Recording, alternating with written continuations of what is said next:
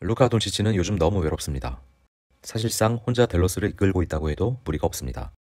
돈치치가 있고 없고에 따라 댈러스는 완전히 다른 팀이 됩니다. 그래서 돈치치에겐 MVP를 받을 수 있는 절호의 기회이기도 합니다. 하지만 이런 분위기라면 시즌이 끝나기 전에 돈치치가 먼저 주저앉을지도 모르겠습니다. 2018년 데뷔 후 돈치치는 NBA 판도를 완전히 바꿔놓았습니다. 돈치치의 데뷔 이전과 데뷔 이후의 NBA를 완전히 다른 리그라고 불러도 될 정도입니다. 사실 2018년 6월 드래프트 당시만 해도 돈치치의 반신반의하는 시선이 더 많았습니다. 믿음은 돈치치가 10대의 어린 나이에 유럽에서 보여준 압도적인 기량이었습니다. 돈치치는 유럽 최고 명문 중 하나인 레알 마드리드의 역대 최연소로 데뷔한 선수였으며 불과 2년 후인 18살의 나이에 레알 마드리드를 유로리그 우승으로 이끌었습니다. 여기에 유로리그 MVP와 유로리그 파이널4 MVP를 차지하고 스페인 리그 MVP, 2010년대 유로리그 올디게이드 팀에 선정되는 전무후무한 기록을 남겼습니다. 의심은 과연 NBA에서 통할 수 있느냐라는 시선에서 비롯됐습니다. 돈치치는 NBA 기준으로 빠르지도 높이 날지도 못하는 선수였습니다. 스피드와 점프력은 평균 이하에 가까웠습니다.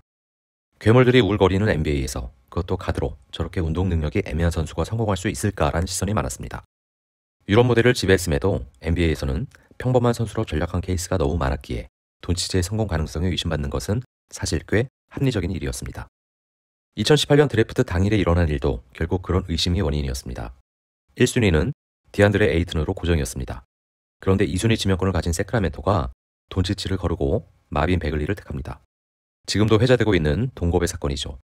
돈치치가 갑자기 지구상에서 사라지지 않는 한 이 선택은 1984년 드래프트의 조거버 사건과 더불어 NBA 드래프트 역사상 최고의 흑역사로 길이 남을 것입니다. 하지만 당시만 해도 세크라멘토의 선택을 그리 조롱하는 분위기는 아니었습니다. 당시 베글리가 워낙 어리고 유망한 선수이기도 했고 돈치치에 대한 반신반의의 시선이 꽤 팽배해져 있었기 때문입니다. 농구는 잘하지만 NBA에서 성공할 수 있을지는 장담 못해. 이게 돈치치를 향한 많은 사람들의 생각이었습니다.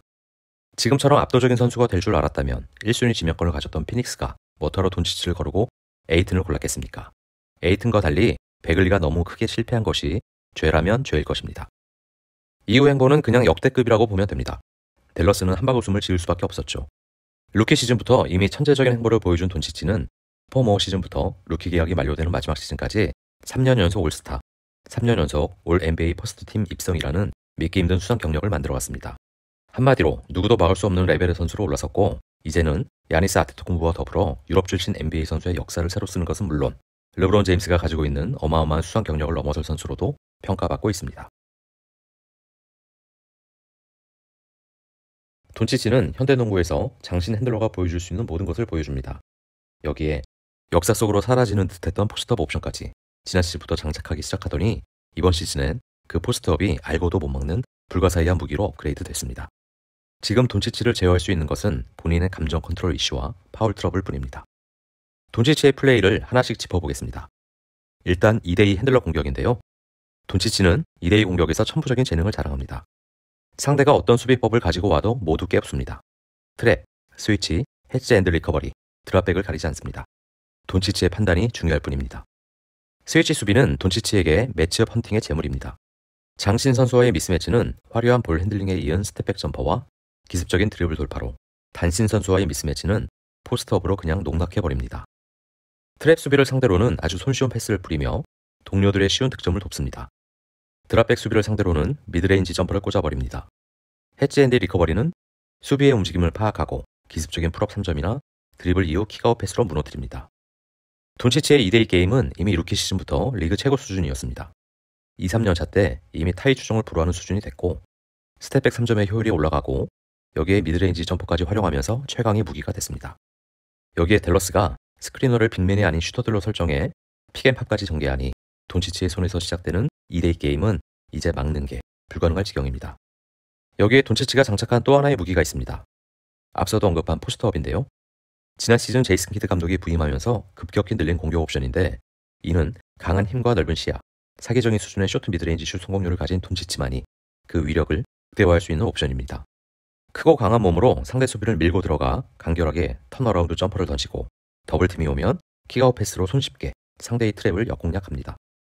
워낙 힘이 좋아서 같은 포지션의 선수들도 돈치치의 포스트업을 막는 게 어렵고 시야는 물론 상대 수비의 움직임을 계산하는 능력까지 좋아 트랩은 더더욱 위험합니다. 돈치치의 포스트업은 특히 플레이오프에서 힘을 발휘합니다. 수비가 빡빡해지는 플레이오프에서 2점 게임을 안정적으로 해내는 것을 넘어 상대 에이스의 힘을 빼놓는 무기로도 활용됩니다. 피닉스와의 서부 준결승 시리즈에서 만들어낸 역사적인 업셋도 돈치치의 포스트업에서 비롯됐습니다. 피닉스의 노장 크리스포를 상대로 돈치치는 시리즈 중반부터 노골적으로 포스트업을 시도하며 매치업 헌팅을 시도했고, 돈치치의 포스트업을 막느라 힘이 빠진 크리스폴은 시리즈 후반이 되면서 급격하게 경기력이 추락했습니다. 지난 플레이오프에서 유난히 성행했던 매치업 헌팅은 돈치치의 포스트업 게임을 통해 더 위협적인 전략이 됐습니다. 그리고 이는 올 시즌도 다르지 않습니다. 돈치치는 이제 아무도 제어할 수 없는 선수입니다. 백투백 일정으로 체력이 완전히 고갈됐거나 돈치치가 파울 누적 혹은 테크니컬 파울로 멘탈이 스스로 흔들리는 경우가 아니면 돈치치는 누구에게도 막히지 않습니다. 하지만 문제는 댈러스의 팀 상황이 이런 돈치치의 경이로운 기량을 충분히 뒷받침하지 못한다는 것입니다. 원래부터 돈치치 의존도가 높은 팀이었지만 올 시즌은 그 상태가 더 심각해졌다고 볼 수 있습니다. 지금 댈러스는 노골적인 돈치치 원맨 팀이라 해도 지나치지 않습니다. 지난 여름 댈러스는 뼈아픈 전력 누수가 있었습니다.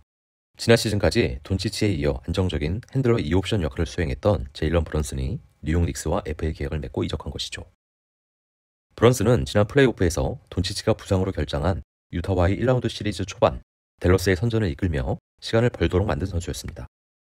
브런슨의 활약 속에 댈러스는 유타 원정 첫 2경기에서 1승 1패를 기록했고, 이후 돈치치가 복귀한 댈러스는 유타를 무너뜨리고 2라운드 진출에 성공했습니다. 돈치치처럼 강한 힘을 활용한 미드레인지 게임과 포스트업 게임, 2대2 게임 능력을 갖춘 브런슨은 왼손잡이 미니 돈치치라고 불러도 과언이 아닐 정도로 무서운 공격 옵션이었습니다. 돈치치 같은 창의성과 천재성은 없지만 적어도 핸들러로서 돈치치가 하는 플레이를 상당 부분 대신 이행해 줄 수 있는 자원이었던 것만큼은 분명합니다. 하지만 그런 브런슨이 떠나면서 이제 댈러스는 돈치치에 전적으로 의존하는 팀이 되어버렸습니다. 지난 시즌 중 댈러스 유니폼을 입으며 부활의 신호탄을 쏜 스펜서 디뉴이디는 한계가 명확합니다.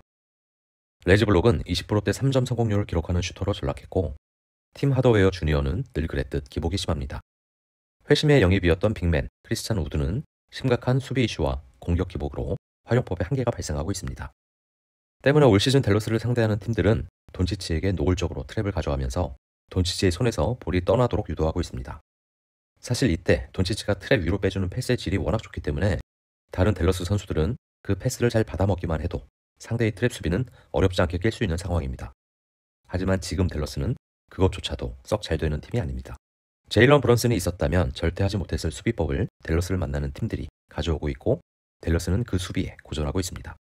이런 상황이 계속된다면 돈치치가 머지않은 시간 내에 댈러스를 떠나도 이상하지 않을 것입니다. 돈치치가 노비츠키 같은 헌신과 충성심을 유지할 것이라고 기대하는 것은 오판이 될 수 있습니다. 돈치치는 어린 시절부터 누구보다도 승리에 가장 가까웠고 항상 위너였습니다.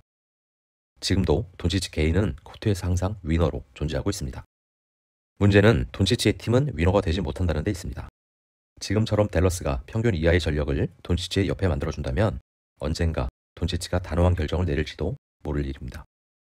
돈치치가 르브론 제임스처럼 팀을 떠나는 슈퍼스타가 될지, 아니면 야니스처럼 팀에 남아 동료들의 도움을 받으며 우승을 맛보는 슈퍼스타가 될지는 지금으로선 아무도 알 수 없습니다. 느빌랍, 오늘은 여기까지입니다. 감사합니다.